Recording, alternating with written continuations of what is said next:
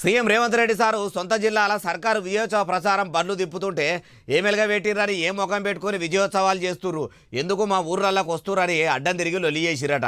మరి పంచాయతీ సద్దు మనిగిందా లేదా, పోలీసులు గిట్ట వచ్చిర్రు ఆడదాకా పోయి చూద్దాం పారి. మహబూబ్ నగర్ జిల్లా అడ్డాకుల మండలంలకు కళాయాత్ర రథం పోయిందట.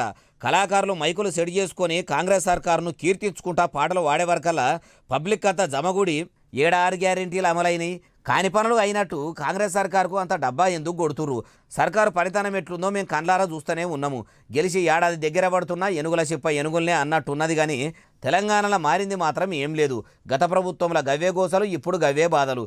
మార్పు మార్పు మార్పు అంటే మార్పు కోరుకొని 10 ఏళ్ల బీఆర్ఎస్ పార్టీ ఏలుబడిని పక్కకు పెట్టి కాంగ్రెస్ సర్కారును అధికారంలోకి తెస్తే ఒక అధికారంలో ఉన్న పార్టీలు మారినాయి తప్పితే ప్రజల బతుకులు మాత్రం మారలేదంటే మారలేదు.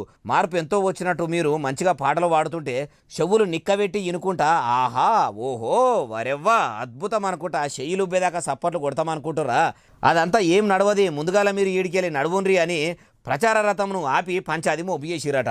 ఆడున్న కాంగ్రెస్ లీడర్లు ప్రజలను ఎంత బుద్ధిగరించినా కానీ ప్రభుత్వం ఏం ఘనకార్యం చేసిందని విజయోత్సవాలు చేసుకుంటుంది, ఎందుకు ప్రచార రథాలను పల్లెల్లా దింపుతుందని జనం నిలదీసే వరకల్లా ఈడనే ఉంటే ఈపులు వలగొట్టేంత మంట మీద ప్రజలు ఉన్నారని ఆయనతో ఆడికెళ్ళి కళాకారులు జారుకుర్రట.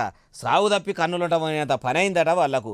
అయ్యా సీఎం సారు, మీరు పెట్టిన విజయోత్సవాల పేరంటమేమో కానీ పల్లెల్లా మీ చెయ్యి చిట్కెనేళ్లకు శమకాలమే ఉన్నది అంటుర్రు ఈ ముచ్చటిన్నోళ్ళు.